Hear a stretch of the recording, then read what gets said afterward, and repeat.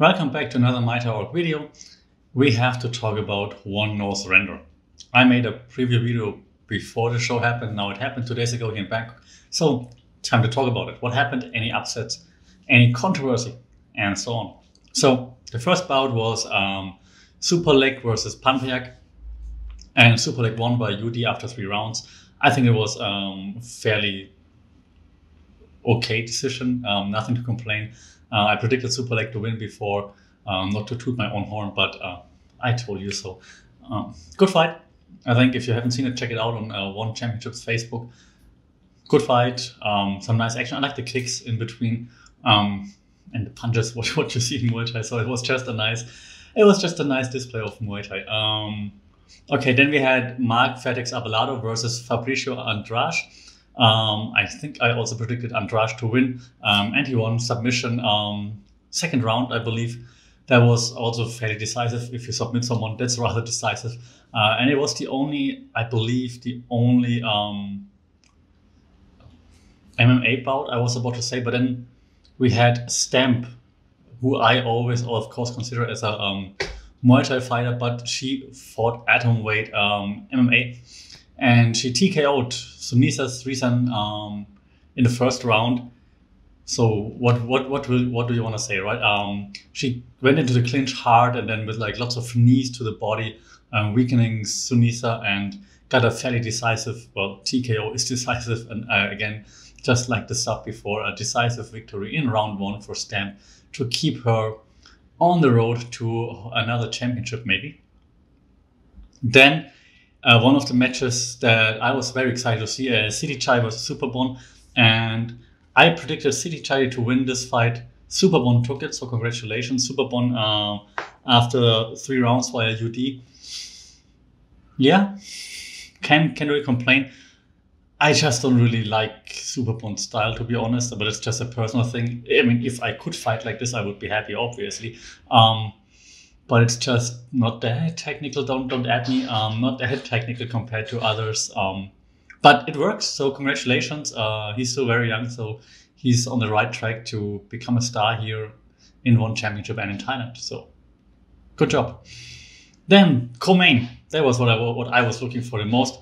Petchmorakot, Petchdam Academy versus the living legend Yodsanklai IWE Fairtex. I don't want to say the result. If I don't say it, maybe it didn't happen. Petchmorakot won, majority decision.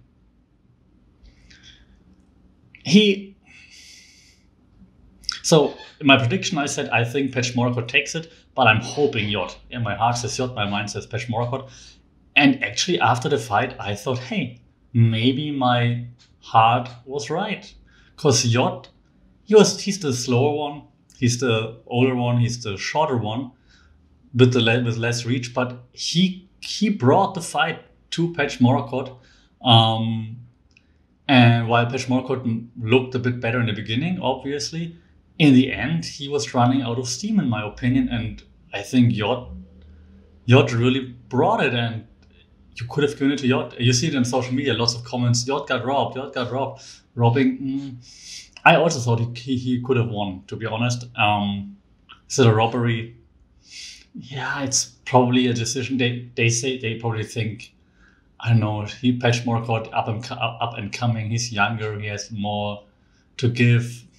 Yod is there to use wrestling terms to put him over. But still, I think Yod had it. I really think Yod had it in the last 2 rounds. Only thing Petchmorakot was doing was catching Yod's kicks and then trying to punch him in the face and then running away. So he did some good long distance running there. But he was tired. He was tired at the end.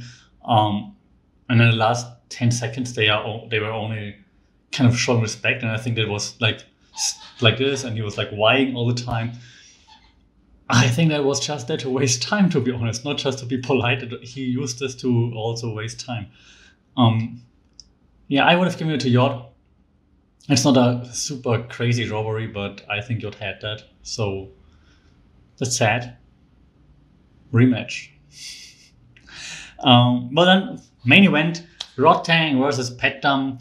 I talked to my Muay Thai trainers before, and they all said they hope Petchdam take it, and they think Petchdam will take it because of his powerful left kicks. I told them I think Hulkamania is running wild with Rodtang, and Rodtang's got that, and Rodtang had it, and it was a majority decision after 5 rounds. I don't know why, because I thought it was clear.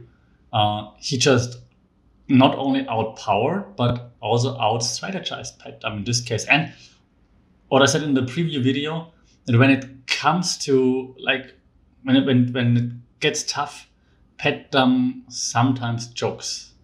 And that happened here again, I think. And Rodtang doesn't. Rodtang just goes like all crazy. Okay, now it's time to go bite on your mouth guard. Here we go. And he's famous for being a brawler. And he drew Petchdam into those brawls, like come close, stay into the pocket, try to stay in the pocket with me, and I'm gonna show you. But also getting Petchdam, who is like famous for his left kicks, and has a longer reach, to get him to engage in those things is pretty smart. Like, I mean, if you would think about it, you would think, hey, Petchdam, keeping a distance, right? Teep, kick a little. There should be enough. But Rodtang figured out how to get inside, how to make Petchdam get into those brawls like 2 or 3 times. And it was always Rodtang that came out there as a winner. And then also he just outstruck him at the end. So good job. Not only brawling, smart as well. So I think there's more to Rodtang than just the pure power that most people see. And I'm looking forward to seeing more of him facing other legends, maybe, or other up-and-comers. So this should be rather interesting. So congratulations, Rodtang. Well-deserved. Good job. Petchdam, well, time to dust it off afterwards. He's going to get back on track. He's going to get a few more wins and then fight for another title rather soon. So that was a very nice event. I think it was lots of fun to watch. And I'm looking forward to the next one. Let me know what you thought, if you agree with my thoughts on Yod and Rodtang and the others. And looking forward to see some of those comments. And we'll be back with another video rather soon. See you then.